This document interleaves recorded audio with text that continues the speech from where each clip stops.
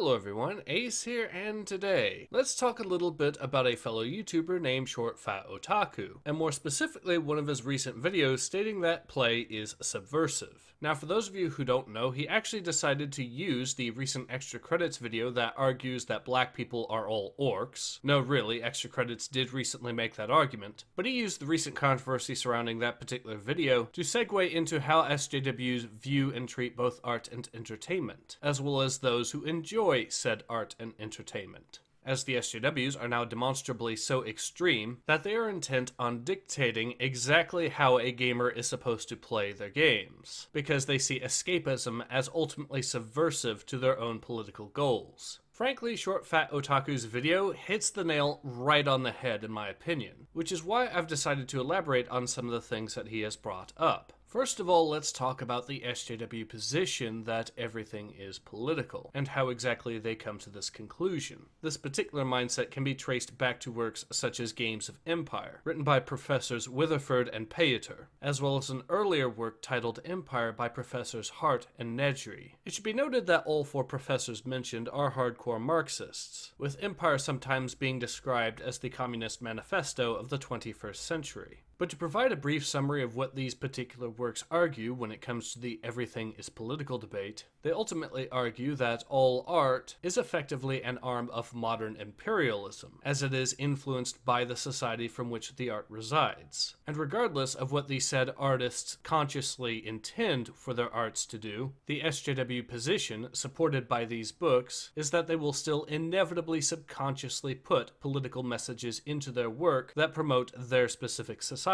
In other words, it's not enough to state that SJWs simply believe that everything is political, but rather they also believe that everything is fundamentally propaganda. And so, it is the stated intention of Empire as well as Games of Empire to subvert these various forms of entertainment in order to specifically push a pro-Marxist message instead. In my opinion, this in particular is the major foundation from which the far left typically operates. Because when these people believe that everything is fundamentally political one way or another, and that their duty is to subvert those political messages, then it would perfectly explain why they consistently make such extreme interpretations of entertainment, such as arguing that Tetris was really pro-Soviet propaganda, or arguing that orcs are basically black people, or, in the case of the Wokehammer community, arguing that the Skaven are really Jews. Because again, the SJW believes that everything is not only political, but also propaganda. And therefore, Tetris, orcs, and Skaven all must have some underlining political meanings to them. Speaking of what Sigmarxism thinks of the Skaven, now's a good opportunity to bring something else that was stated in that particular Reddit post from Sigmarxism, which does also relate to the subject matter. For you see, another comment that was getting quite a bit of love from Sigmarxism did actually delve into the topic of fantasy and escapism, arguing that a large part of fantasy's appeal is that it allows one to explore real-world concepts via extracting them away from their real-world context. In other words, according to the SJW and the everything is political position, one of the major things to note about escapism is that it's problematic because it tries not to be problematic, via abstracting what it is supposedly making a political message about.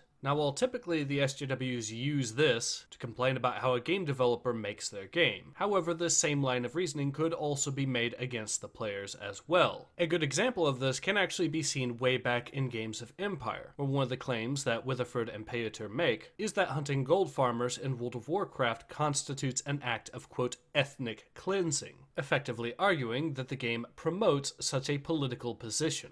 That said, they also state that it is unclear as to whether or not it was an intended political message pushed by the game developers, or one that was unintended by the developers and instead created presumably by the players themselves. But to the SJW and to the everything is political crowd, that does not matter. What ultimately matters is the idea that the game promotes ethnic cleansing. As you could probably tell by the summary I've provided of the SJW position that everything is political, their claims don't exactly make a whole lot of sense when one actually thinks about it. No sane, rational person would, for example, assume that Tetris was really pro-Soviet propaganda, and that's because it is ultimately a baseless assertion, and more importantly, a baseless assertion that openly flies in the face of reality. While I believe that the SJW position that everything is political is a key part of their ideological foundation, I also believe it is also one of the biggest weaknesses of their particular ideology as well. One that they not only have to defend rigorously, but also one that, should they lose the debate in that particular topic, could potentially unravel the rest of their ideology as well. For you see, if it wasn't for the idea that everything is political, then the SJWs wouldn't be able to justify just blindly assuming that everything has a specific political message to it. And more importantly, they wouldn't be able to justify demands based on these blind, baseless assertions. At bare minimum, it would slow their whole activism down to a crawl, as without just assuming that everything is political, the SJW would be essentially forced to explain in detail exactly why something would be political in the first place.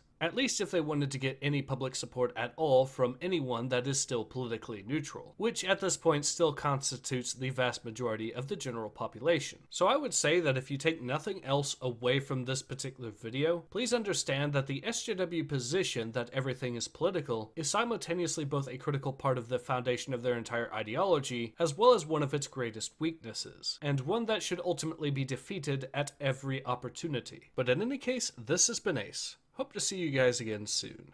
Take care. Ace out.